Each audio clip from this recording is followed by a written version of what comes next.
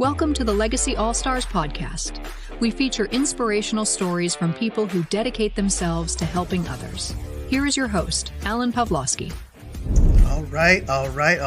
I am super excited. Welcome to the Legacy All-Stars podcast, the show where we spotlight extraordinary people who are using their platform, purpose, and passion to make the world a better place.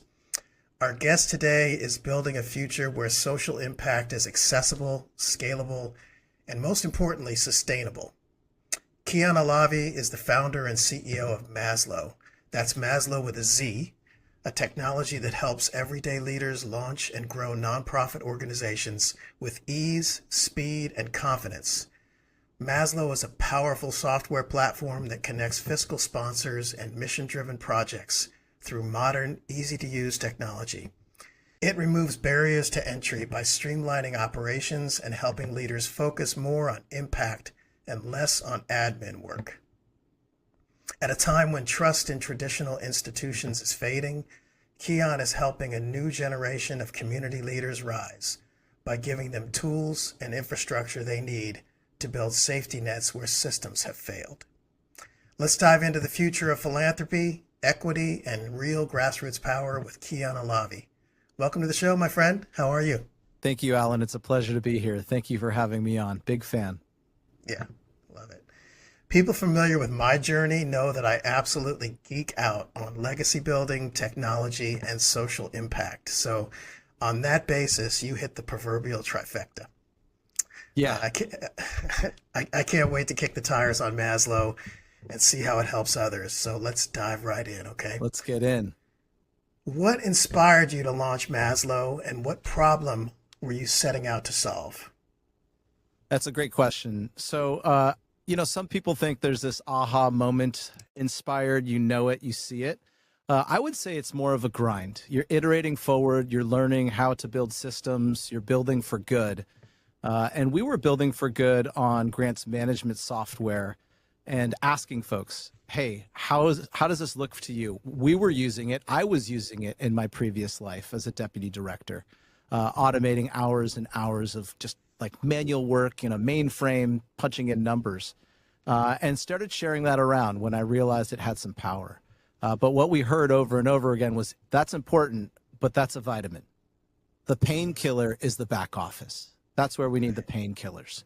The back office is super hard. And if you are in a nonprofit, you know it's the most complex engine, economic engine, if you will, to run. Much harder than a private business. There's multi-ledger accounting and tons of compliant-driven workflows. So when we started to get into that, we realized, oh, this is where we can be useful.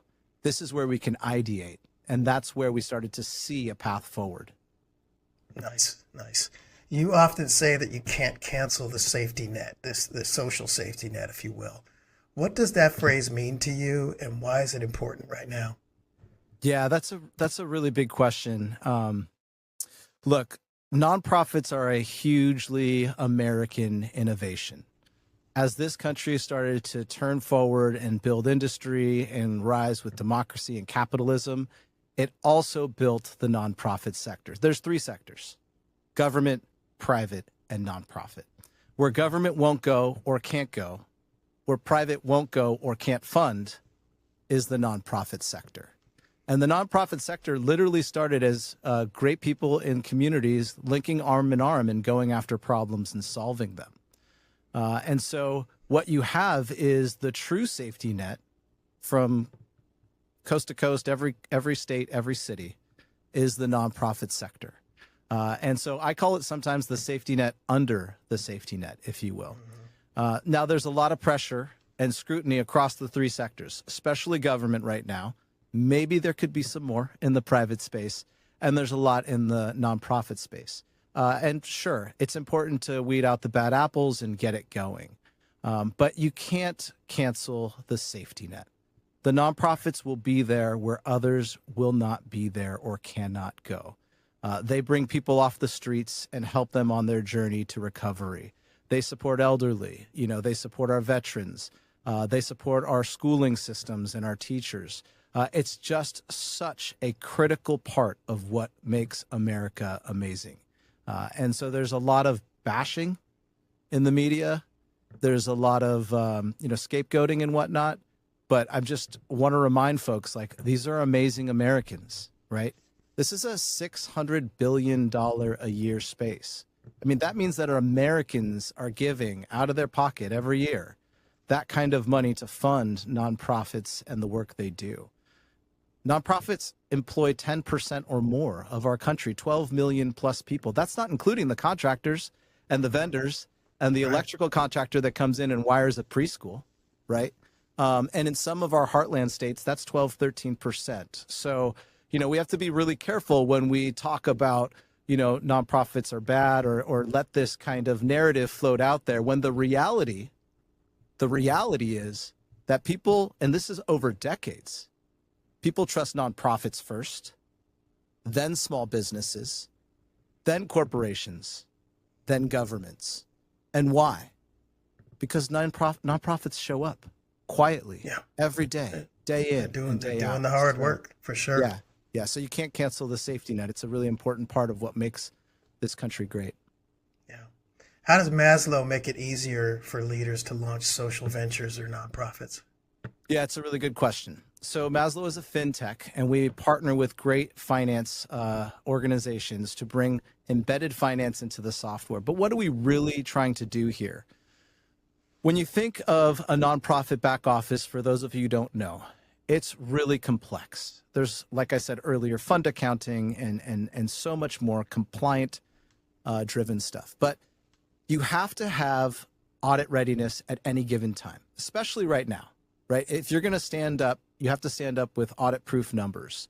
So with Mazlo, you get to deploy Mazlo as your command center or the power layer that connects all of your pieces together, whether it be your accounting system, your HR system, or your donation platform. And in Mazlo, you benefit from these financial workflows that will keep you compliant, that will drive audit readiness. And this is what we found. It's not sexy. People are generally like looking at this and saying, I don't know what this is. But for those who know, and for those who live the pain in the back office and they see Mazlo, they get it. And they can sleep better at night because they know every last transaction that's flowing through is accounted for. Its restrictions are applied. Its releases are applied. It's compliant. It's audit ready. It's ready to go into the 990. So with Mazlo, what you have is a trusted technology partner that helps you pull it all together and keep it running smoothly, eliminating data work and making sure you're audit ready. That's fantastic. Well, Mazlo isn't a fiscal sponsor itself, but it plays a vital role in the ecosystem. How does the platform support both sides of the equation? Yeah, so many nonprofits out there will practice fiscal sponsorship where they support community-driven projects or initiatives. And that means creating technology that brings the nonprofit and the sponsor and the project closer together. So previously what you had was a very disconnected system where donations are coming in from here and money is coming into a bank account and there's a card over here and there's a accounting system over there. And to, with gravity, bring all those numbers together and scrub those numbers and get them into accounting and get them back to the community leader or to the nonprofit support team to make sure that everybody's going in the right direction. That could take weeks, months, sometimes longer than that, depending on the complexity. With Mazlo, it's real time. You come together in one space, all those workflows are there, everything's transparent, you're communicating across the platform, you're doing your work together across the platform. So we bring sponsors and projects closer together so they can focus on what matters, right? We're doing the stuff that shouldn't be hard. They're doing the stuff that's hard. So with Mazlo, we just eliminate all that hard tech stuff or financial stuff or workflow stuff so that they can have real-time information. They don't have to gum up each other's emails, lots of spreadsheets and going back and forth. No, it's there. It's done. It's clear. Go do what you came to do. Let me ask you this. How is Mazlo helping to democratize access and level the playing field? That's a big question. So if you look at the nonprofit sector, you can chunk it into three segments. The enterprise side, which is, 20, 30, $100 million a year nonprofits. There's a middle space, which is what I would generally call the transformers, which is somewhere between 10 and 15 million. And then there's everything under about 1.5 million or smaller. Now, the majority of this space is the small nonprofit. And that makes sense, right? Every year, every week, there's new issues facing our communities, and folks are standing up new solutions, and they're starting nonprofits. Now, the problem that a early adventurer faces is, what do I choose to use in my back office? How much time do I spend setting all of this up and connecting it? And can I, at the end of the day, drive financial data? Financial data is critical so you can turn in that budget alongside your narrative for that grant request and unlock larger and larger amounts of funding. And what occurs is there's a huge mortality line, if you will, around 1.5 million. You could have an amazing solution for your community. You could be great at shaking the trees and raising money or grassroots fundraising. But you don't have a good stack. You didn't have enough time to set it up, and you can't drive a budget. And therefore you can't apply to larger and larger amounts of funding. And that's inequitable. And that's truly inequitable. You shouldn't be restricted from growing just because you don't have an MBA in spreadsheets. Right. Yeah. Can you share a recent success story or project that Mazlo helped bring to life? I mean, there's a lot. There's a lot. Yesterday, our team was very touched by seeing an explosive kind of donation campaign, if you will, around a young person who lost their life due to school violence. And nothing will bring that child home. And when you see a parent get with a sponsor, start a project, immediately stand up all the assets needed and start raising, and can start moving forward with whatever recovery and healing means, and seeing all of these donations come to them from their loving community, like there's nothing that can describe the feeling that you're building technology to support that kind of good. From a sponsor level or from a nonprofit level, we have seen fiscal sponsors cut their reconciliation times by 90%. You know, it would take 6 or 7 hours from kind of upper level, in the finance team, scrubbing data every month, and then it would come over to the finisher, if you will, that would get it into the accounting software. And there's always a suspense account, right? I don't know what this money is for. I don't know who it's from. We have to suspend it until we sort that out, the compliance side. And that's extremely frustrating. And by deploying Mazlo, we see them getting up to 90% of that back in terms of lost time. And more importantly, 100% financial precision. No more, who is this money from? Who is this money for? What are the restrictions on this money? Can I use this money? Did that vendor get paid? Do I have a W-9? All the things that come with these workflows, just gone. Technology can do it. That brings a lot of simplicity to the world. I mean, I've come from the space where I've had a lot of activity in the nonprofit world, and boy, oh boy, the cost segregation and all the things you have to do to make sure that you're compliant, making sure as a fiscal sponsor that your project is being accounted for properly while still not messing up your own 990. I mean, that's got to be, you got to have a lot of fans that are raving about this, given the solution you're providing. Fortunately, we do. We have a community forming and really actually informing what we do. So everything we build, we have seen as a pain, and then we go to this incredible learning economy of humans across this country and say, this is what we're seeing as a pattern. Is this what you're seeing and feeling? Tell us what you think. And if there's enough demand and need, we'll move on to bringing it to life and validating it. So everything we have built literally has been shoulder to shoulder with the nonprofits we work with, and just solving pain after pain after pain.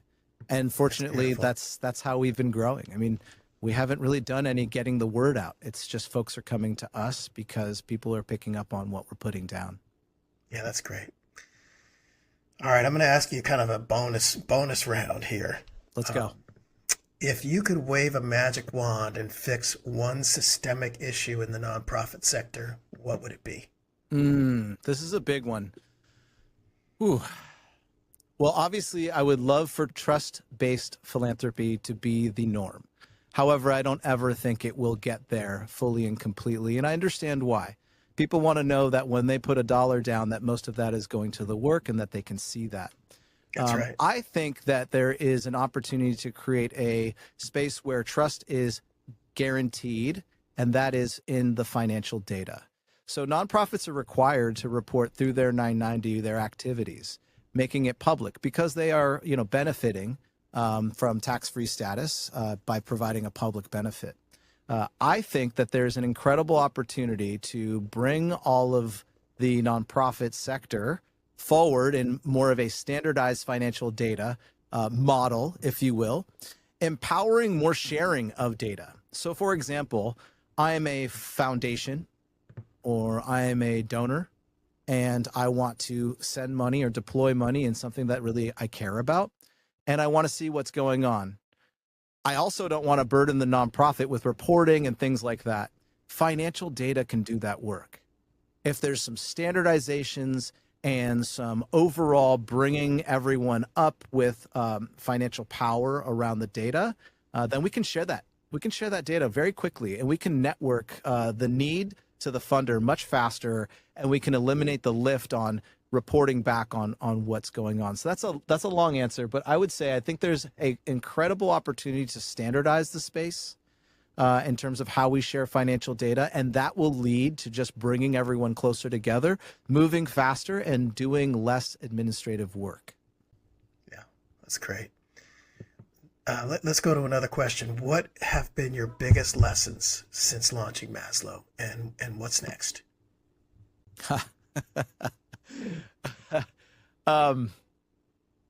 Startup life is hard. I started nonprofits, and I would still say that a nonprofit startup is far harder than a for-profit startup, right? We're a technology company. We have incredible funding. Our funding is values aligned. We have people that really believe in what we're doing. But with a startup that is a nonprofit, you're fundraising every day. You're fundraising every year. It never stops. And you give service to someone, and then you try to take funding from another, and you try to bring that all together. That's really complex. So I would say that starting a technology startup has been easier than I expected, and still incredibly hard and challenging. There's no doubt about that.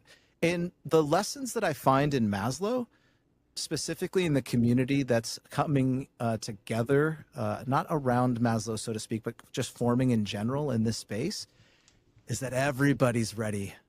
Everyone's ready for technology to do that heavy lifting, and it's starting to happen. And there's an incredible amount of optimism. I can move faster. I can do more. I can accept more community-led projects and help more. And that's really exciting. So I guess I was unsure of how big a need it was, and I'm finding that it's far bigger than I ever expected. Yeah. Well, to quote Tom Hanks from League of Their Own, of course it's hard. It's the hard that makes it great, right? Yeah, so, absolutely. Yeah, tough things are always difficult, but they're worth it. So yeah, I'm here for it. Yep. How does Mazlo support founders emotionally and mentally through the startup process? We're talking about nonprofit startup founders. Is that right? Yeah.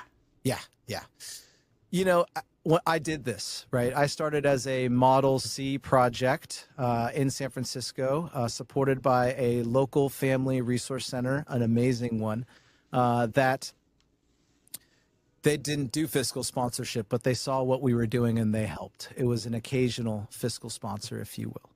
Mm-hmm.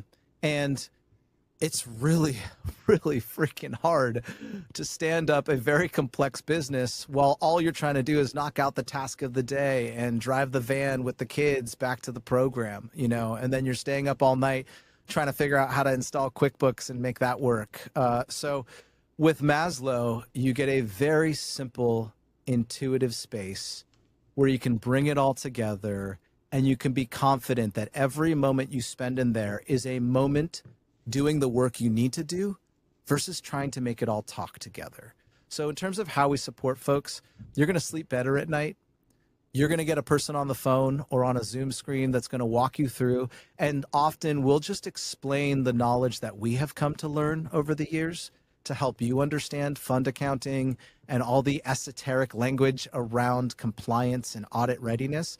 But really, at the end of the day, you're going to be confident that you have the numbers, and those numbers will stand up. And that's what matters, because if you have the numbers that stand up and paired with amazing work, you will be able to keep going. Doors will keep opening. So instead of stressing about, I got to take a day out of program and spend time with these terrible systems and figure this out because I need to drive a report, no more. Just use Mazlo. It's going to be fine. Yeah, I mean, with any disruption, there's always kind of a shift in how people see the work that they're doing. I mean, does Maslow eliminate any need for, or some of the need for, bookkeeping and some of those other things that just take up so much time and are so expensive to implement? We don't foresee a future where we're going to eliminate bookkeepers or accountants or CFOs. AI is incredible, and AI is here and is transforming how we see work. And we're early innings, really. I mean, it's incredible stuff.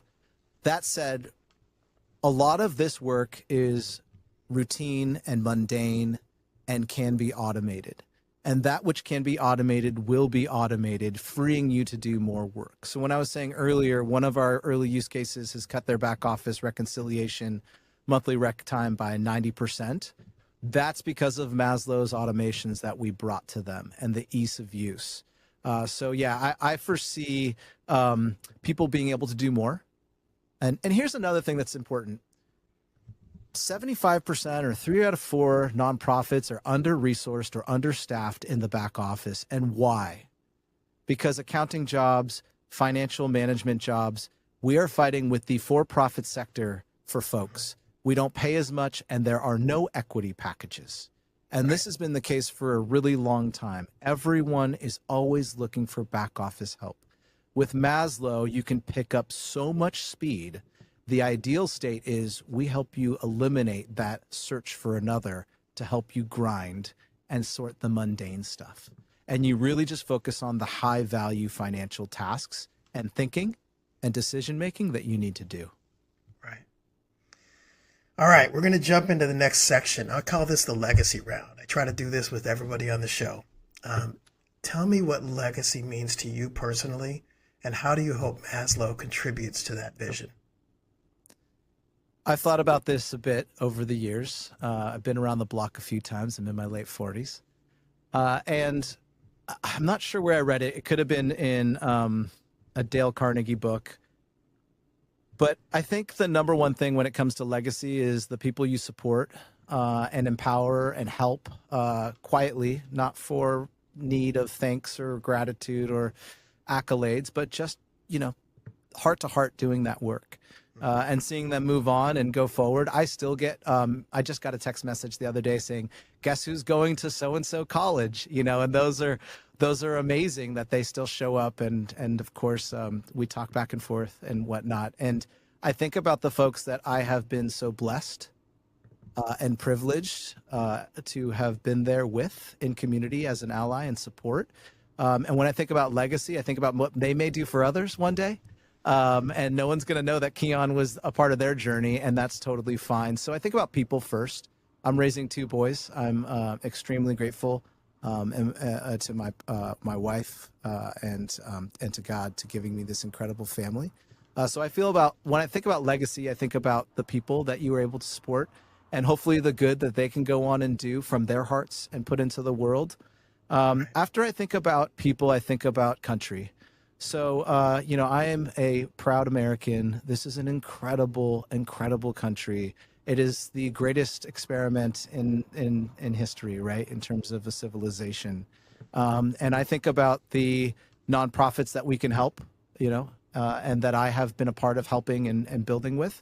And that's infrastructure, right? That's a 120-year-old organization that will live for another 100 years, hopefully longer, right? These are new organizations that will live for many, many years. And it does not matter if people know that my hands were helping, but to see these infrastructures being built for good and somebody showing up and having an incredible experience volunteering and supporting that filled their soul.